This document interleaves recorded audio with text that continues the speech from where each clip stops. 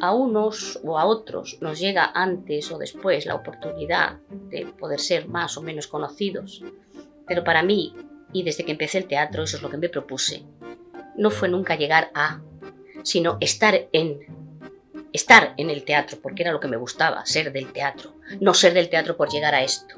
No, a mí eso no me importa, no me ha importado nunca. Me importa estar en el teatro, ser del teatro, que para mí es lo más maravilloso del mundo.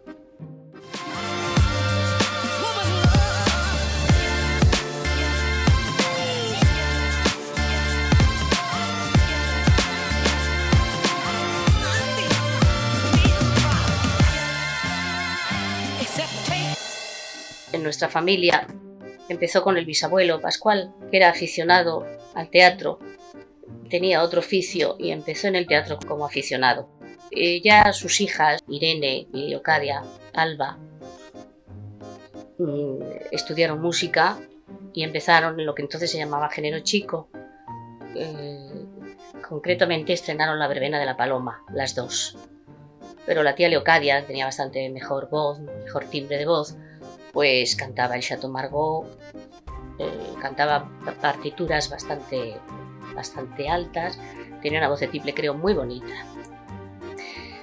Y luego, con los años, lógicamente, pues pasaron a la comedia, las dos, mi abuela, Irene Alba, y su hermana Leocadia. Y ya en este campo pues fue donde desarrollaron toda su labor, hasta la muerte de Irene, que murió el año 30 en Barcelona, y que estuvo representando teatro hasta unos poquitos días antes de su muerte. La tía Leocadia se retiró el año 33 y murió el 52. Quiero decir que a ninguna de las dos, ni a Irene ni a Leocadia, yo las conocí interpretando. Solo de la tía Leocadia tengo estos recuerdos familiares de haberla conocido ya mayor.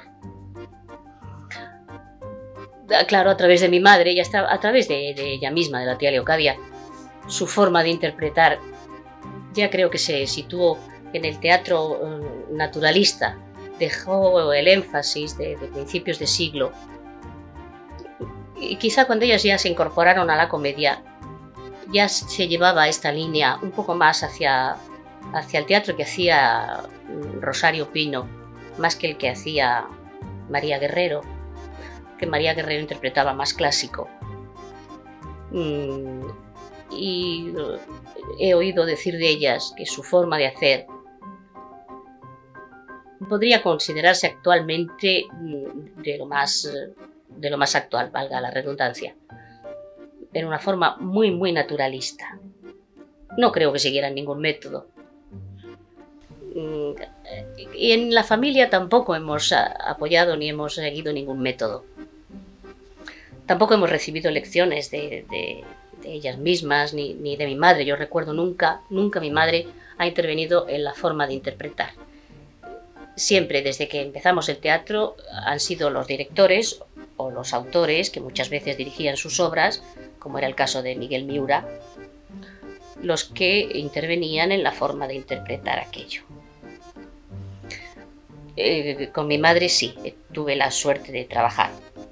Empecé yo concretamente el teatro con la compañía del Infanta Isabel, la compañía titular, el año 46, donde mi madre era integrante de la compañía, mis padres. Isabel Garcés era la primera actriz y en aquella compañía casi siempre dirigían los autores.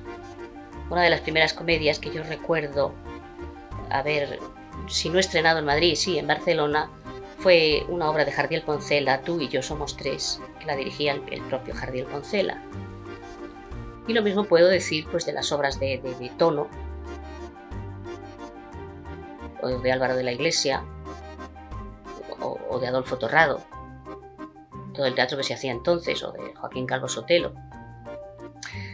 Entonces ya digo que mi madre no intervenía en cómo teníamos que hacer aquello, era el propio director, Arturo Serrano, o el autor, el que nos marcaba la forma de hacer aquella escena o de decir aquel párrafo. Ahora, qué duda cabe que el hecho de trabajar con mi madre haya marcado en nosotras una forma de hacer o de decir, puesto que hay quien nos encuentra mucho parecido con ella, más que en el físico, en la forma de interpretar y hasta en la forma de emitir los sonidos, digamos así, o la dicción. Y es curioso porque en casa existe también un disco grabado por mi abuela Irene Alba. Pues si murió el año 30, pues esto tendría que ser el año 28 o 29. Y es curioso que sin yo haberla conocido, cuando escucho este disco me parece estar escuchando a mi madre. Pienso que es por la forma de decir, la forma de emitir la voz, la forma que tenemos de expresarnos en los finales o las comas arriba, las comas abajo. En cuanto a recuerdos interpretativos de otros actores, ya he dicho que empecé el teatro junto a Isabel Garcés. Creo que su forma de hacer personalísima, pero tenía un toque especial para las comedias cómicas y concretamente para estos autores que antes he citado, como Tono o Miura y Jardiel Poncela. Era un toque tan personal que me parece muy difícil que luego haya habido una actriz que, tal como ella hacía las cosas, la haya podido imitar o acercarse siquiera a su forma de hacer. Creo que esas obras concretamente las hacía maravillosamente. Luego tuve también la suerte durante 3 temporadas de pertenecer a la compañía de Catalina Bárcena, una maravillosa actriz, de la cual aprendí mucho porque ella sí tenía, como directora de actores, tenía muy buenas cualidades. Esta mujer, una de las cosas que más recuerdo de ella es que me enseñó o nos enseñaba a todos los que con ella empezábamos, toda la gente joven que con ella actuábamos entonces, que el actor, esto que se llama ahora expresión corporal, el actor al hablar, al interpretar, tiene que interpretar no solo con la voz ni con el gesto, sino con las manos, con los pies, puesto que la actitud del cuerpo no es la misma cuando estás alegre que cuando estás triste. Y esto sin querer se incorpora a la forma de hacer. Y otra cosa que efectivamente noto que ahora quizá un poco se ha olvidado es el tono este naturalista, que no por ser naturalista tiene que ser tan íntimo, que no lo escuchemos más que las personas que estamos en una habitación. Tiene que ser tan natural que diciendo la frase simplemente con el aliento te puedan escuchar, que esto es lo que ella nos decía, Catalina Bárcena, te puedan escuchar hasta en la última fila del teatro. No te hablo del patio de butacas, hasta la última fila del teatro. Si es como en esos teatros antiguos italianos, en la última fila del anfiteatro te puedan escuchar con el aliento. Es toda una forma de emitir, no es más que ese el secreto. Esos actores sí eran maestros, quizá a fuerza de haber probado el oficio directamente con el público, y quizá también en nosotros, en nuestra generación, nos haya ocurrido esto un poco. No había una escuela, pero sí había un oficio, y ese oficio lo aprendías allí sobre las tablas. De Catalina Bárcena recuerdo esas interpretaciones suyas maravillosas, desde Canción de cuna o Mamá, Primavera en otoño.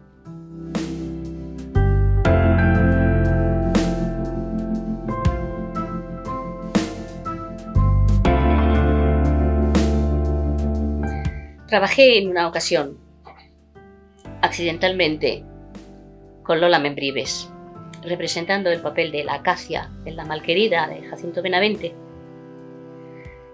Y también recuerdo que era impresionante aquella mujer en escena. Estando con ella en escena te olvidabas totalmente de que estabas actuando. Me convertía en espectadora yo, porque era tan real la forma de ella de expresarse concretamente en esa obra que es la que yo conviví con ella. que había veces que parecía que no decía un texto aprendido, sino que aquello estaba sucediendo en el momento, aquel drama para aquella mujer estaba sucediendo y ocurriendo en el momento. Y había miradas suyas a los demás personajes. Era también toda una lección de cómo había que estar en el escenario, de cómo había que sentir un personaje. Un personaje que además ella tenía tan hecho, eso que se dice ahora de mecanizar. Era un personaje vividísimo por ella durante años y años y años. Yo no creo que esta mujer mecanizase nunca aquella malquerida. Y pienso que cada representación era nueva para ella. Esto de mecanizar, como de tantas cosas que se han hablado o que se hablan ahora, es curioso, ¿no? Pienso que cada uno tiene su criterio. Como existe también una, digamos, leyenda que no lo es, puesto que fue un hecho verídico, auténtico, el hecho de que una actriz la aplaudieran un mutis quitándose un guante. Yo esto lo he oído contar en mi casa. Concretamente creo que era Rosario Pino, y en una comedia francesa, una traducción de una obra que se llamaba Divorciémonos. Habría que contar un poco cómo era la historia para comprender un poco que el hecho este de quitarse un guante que produjese un aplauso. En esta comedia Divorciémonos, el último acto me parece que es el matrimonio que ha decidido divorciarse. Celebran una cena para despedirse. Es la última vez que cenan juntos y al día siguiente pues van a firmar el divorcio. Y en determinado momento la actriz se levanta, y no sé por qué, hace un mutis. Después de haber tenido unas frases, unas palabras con el marido más o menos divertidas, quizá tomando ella un poco a broma esa separación en la que están los dos de acuerdo. Y esta mujer hacía ese mutis, quitándose ese guante, jugando con él, coqueteando con el marido. Y digamos que esto pudiera ser un antecedente del striptease. Creo que esta actriz hacía de tal manera esa acción de quitarse un guante, de jugar, de coquetear con el marido, de las miradas, de las actitudes, que cómo no iba a provocar en el espectador eso que yo digo de que pudiera ser el antecedente del striptease, de desnudarse ante el marido y quizá también ante el espectador, hasta hacerle sentir esa maravilla de decir, esta mujer solo con esta acción me ha hecho sentir un mundo de sensaciones y de cosas. Es lógico que la aplaudiesen, no es tan absurdo ni tan raro. Después de esto que he contado de doña Lola Membrives, he trabajado con muchas actrices y muchos actores a lo largo de mi carrera. Creo que son así como 32 o 33 años lo que llevo en el teatro. He trabajado también con Mari Carrillo, una de las actrices actuales que yo más admiro. Y también me he sentido muy feliz de trabajar con ella.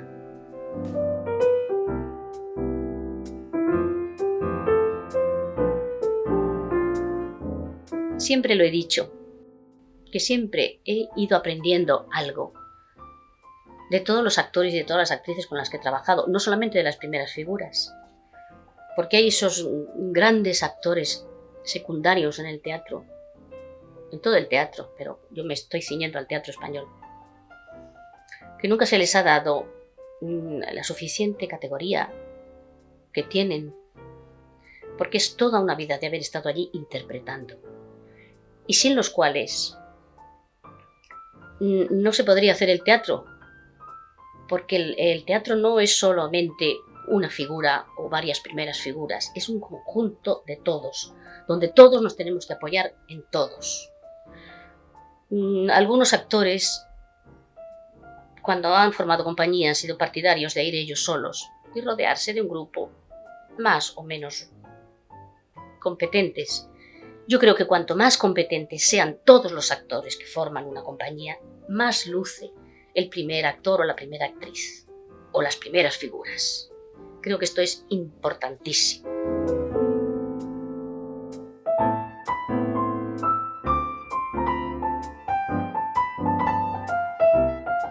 Y de todos ellos, de todos los actores con los que yo he trabajado cuando empecé y ahora que sigo, de todos tengo que aprender algo. Porque en esta profesión nuestra, que yo a veces le llamo oficio, lo que no se hace por intuición, o no quiero llamarlo por genialidad, porque lo de la genialidad habrá algunos, los demás somos oficio. El actor nace y se hace, las dos cosas. Como le pasa al cantante, es imposible cantar si no tienes voz, pero tienes que aprender a cantar. Entonces ese aprendizaje del actor tiene que ser a través del oficio, a través del tiempo. Ya te he dicho que entonces en España no existía una escuela. Ahora, era una intuición que también pienso que era dada por los textos que iban llegando, porque esto mismo también le ocurrió a Margarita Xirgu, también una actriz eminentemente intuitiva, pero a medida que los textos le iban llegando de autores extranjeros,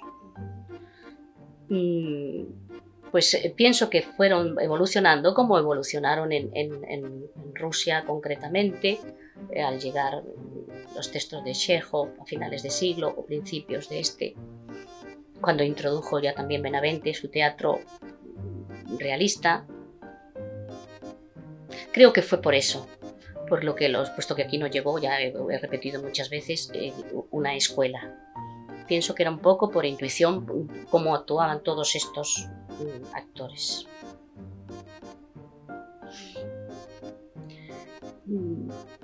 Porque efectivamente no existía tampoco como existe ahora el que los directores que han trabajado en otras escuelas, como le ocurre ahora mismo a José Luis Gómez, que ha trabajado mucho en Alemania, o los autores o los directores estos argentinos como Lavelli, que han trabajado en Francia. Entonces no existía eso. Entonces el director casi siempre era el primer actor de las compañías. Esto me estoy remontando a principios de siglo. Y pienso que eran estos actores.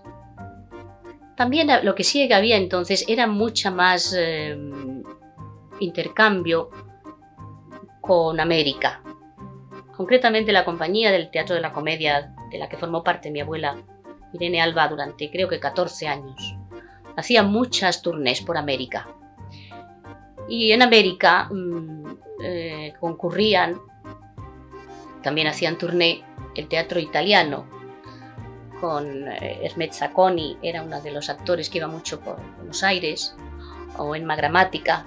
Aquí a España también creo que venía. Entonces ese contacto con esos actores italianos más que con los franceses, pues también puede ser que fuera lo que influyera en ellos el ver otra forma de hacer teatro y fuera lo que cambiase también, evolucionase. Pero era curioso eso mismo, que se produjese ese cambio en el teatro en Europa casi en la misma época. También al introducir aquí los textos de Ibsen, como Casa de Muñecas, que concretamente Catalina Bárcena la estrenó en España. Me parece que hizo la traducción Gregorio Martínez Sierra.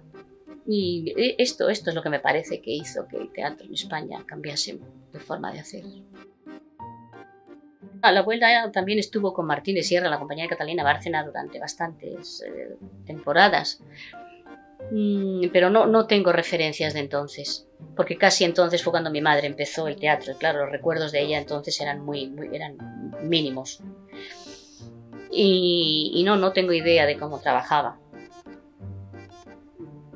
Sí sé que, claro, Martínez Sierra sí tenía mucho contacto. Esto ya fue hacia el año 19, 20, cuando la abuela formó parte de la compañía de Martínez Sierra. Y ya también Martínez Sierra había tenido muchos contactos con autores extranjeros. Era un hombre muy inquieto, fue el que introdujo también en España a un escenógrafo alemán, Sigfredo Burman, y el que, claro, hizo los montajes con Falla del Sombrero de Tres Picos, era un hombre muy inquieto. Pero no sé concretamente cómo trabajaba. No puedo decirlo porque no tengo referencias. Es que yo cuando trabajé con ella ya había muerto Martínez Sierra. Y era ella la que montaba las obras. Estas obras que he dicho que yo también interpreté con ella, Canción de Cuna o Mamá o Primavera en Otoño, estas dos últimas las había estrenado ella como dama joven con María Guerrero.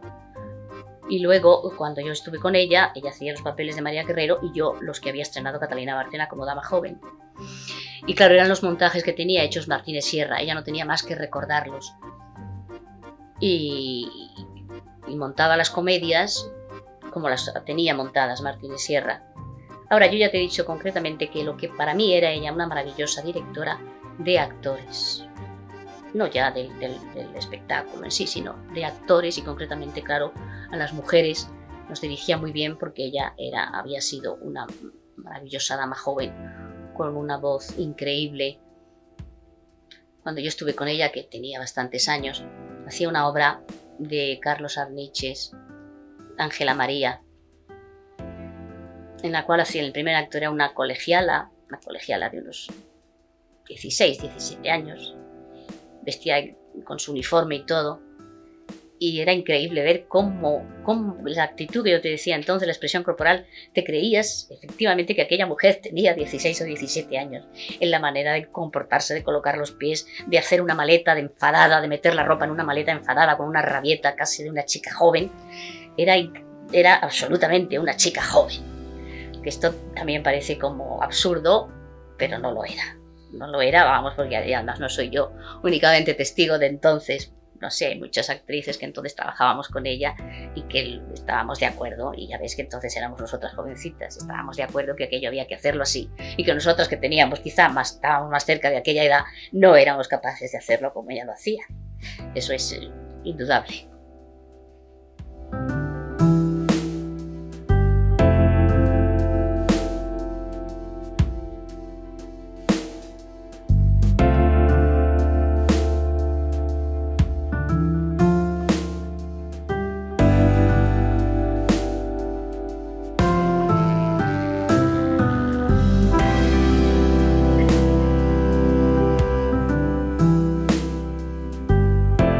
Curiosamente, creo que he tocado en el teatro todos los estilos, todos los géneros. Bueno, excepto, claro, lógicamente el lírico. He hecho, sí, comedia musical, una adaptación de una obra de Edgar Neville que hizo Luis Escobar, La vida en un hilo, y la hicieron comedia musical. A mí me divertía mucho hacer comedia musical y nunca tuve oportunidad más que en esta ocasión. Lo pasé muy bien haciendo comedia musical. Tampoco se trataba ni por supuesto de demostrar que yo pudiera ser cantante. No, para mí es otra cosa.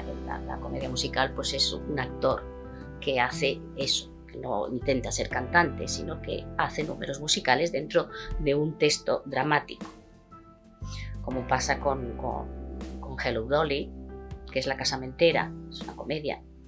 Ahí pues no sé, quizá la partitura fuera más para cantante, no lo sé, pero en fin, es un texto dramático de una obra. El género cómico, por supuesto, puesto que empecé haciendo, como he dicho, todos estos autores humorísticos, sino cómicos. Y la comedia, por supuesto. Y otro aspecto que fue el que más me costó hacer, teatro de vanguardia. No sé si cuando interpreté la Bahía, lo digo porque estaba escrito así, Bahía con varias sillas, había hecho ya a Ionesco, pero por supuesto había hecho a Miura, que si nos ponemos a pensar un poco, pues es quizá también un antecedente del teatro del absurdo. Pero la Bahía me costó muchísimo hacerla. Empiezo porque el texto que nos entregaron no tenía puntuaciones. No había comas ni había puntos. el actor tenía que hacerlo a su gusto, o a gusto también del director. Pero en ese caso la dirigió Daniel Bohr y nos dejó a nuestro criterio el que la puntuásemos cada uno como quisiésemos. No sé si fue por esto, no sé si fue por el texto en sí.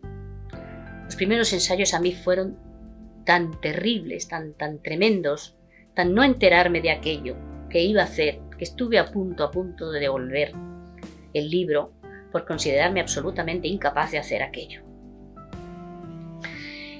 Y un día, ensayando, no porque yo no me quisiera dar por vencida, sino porque pensaba que era mi obligación hacer aquello y que era una experiencia más para mí, pues un día surgió el encontrar el truco, la forma de hacerlo. Me ayudó muchísimo el director, muchísimo. Y a partir de ahí pues ya todo fue sencillo, fue fácil. Pero tengo que reconocer que me resultó muy difícil el aprenderme ese texto de la bahía. Mucho más, por supuesto, que haberme aprendido a Ionesco, mucho más. Bueno, tampoco he hecho comedia dramática, tampoco tragedia he hecho, tampoco me encuentro capacitada para hacer tragedia. Que creo que para hacer tragedia se necesitan unas dotes especiales,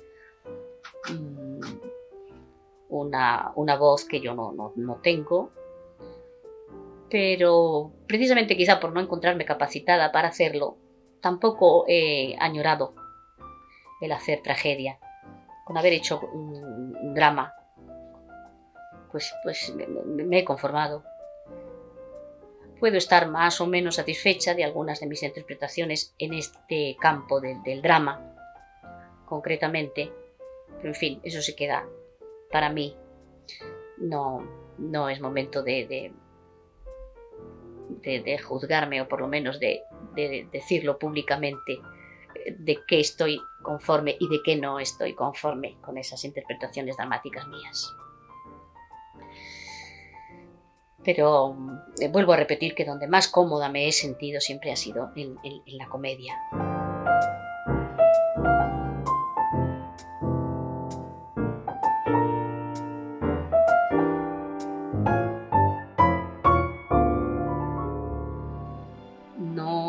No se pueden mantener las formas de hacer durante un tiempo. Es decir, quizá a lo mejor ese teatro realista, o que les parecía realista a principios de siglo, ahora si volviesen esos actores, quizá a nosotros no nos parecerían realistas. Y lógicamente a la gente nueva, pues quizá nuestra forma de hacer también les parezca ya un poco desfasada. Pero pienso que hay puntos, que hay claves en el arte de interpretar que son inevitables, tienen que ser constantes. Hay una serie de claves que tienen que ser constantes para el teatro de siempre. Creo que desde los griegos hasta nosotros hay una línea, un hilo, por delgado que sea, que nos tiene que unir. ¿Y creo que se ha transmitido algo? Sí, yo creo que sí. De momento, cuando se empieza, quizá llegas con las ideas de que todo lo tienes que cambiar y que todo lo tienes que hacer nuevo, pero a medida que estás en esto, luego llegas a decir, pues sí, esto tiene mucho de contacto con aquello otro que yo vi.